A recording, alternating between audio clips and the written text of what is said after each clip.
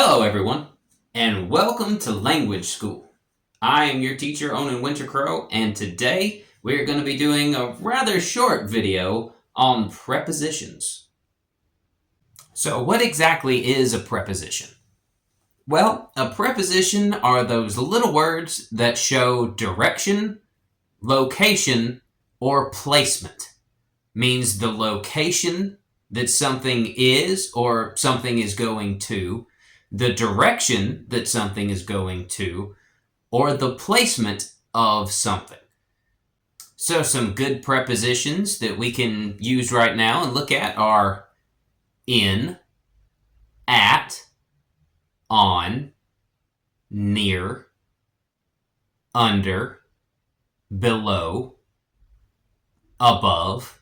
Have you noticed that all of those show a direction, a placement? So, the cat is on the chair. The tree is in the yard. The bird is in the tree. The cat is across, that's a preposition, across the street. I am going across the street to bring the cat in the house. You use them all the time, and they're, for the most part, they're little words, but you use them all the time, and they're really good to know. Now, within this sentence is what's called a prepositional phrase. So all of the words that you heard after the prepositions that I've used, like in the tree, on the house, in the house, those are what's called prepositional phrases. And a prepositional phrase will usually have a preposition and maybe, an article a or the or an, and it will have a noun, which is a person, place, or thing. In the tree. In is the preposition. Tree is the object of that preposition because it's describing what it's in. What is it in? It's in the tree. Where is it at? On the table. So in the tree, in is the preposition. The, a, and those are articles, and you'll see those in there. And then you have tree, which is the noun. And that encompasses the prepositional phrase. In the tree. In is the preposition. Tree is the object of that preposition. Now, because we don't have cases in English, cases being where a word changes depending on how it's being used in the sentence, prepositions and prepositional phrases are something that we don't really think about, we just use them because the words all stay the same. In the tree, on the tree, near the tree, tree stays the same. The word is spelled the same, it stays the same, done and done.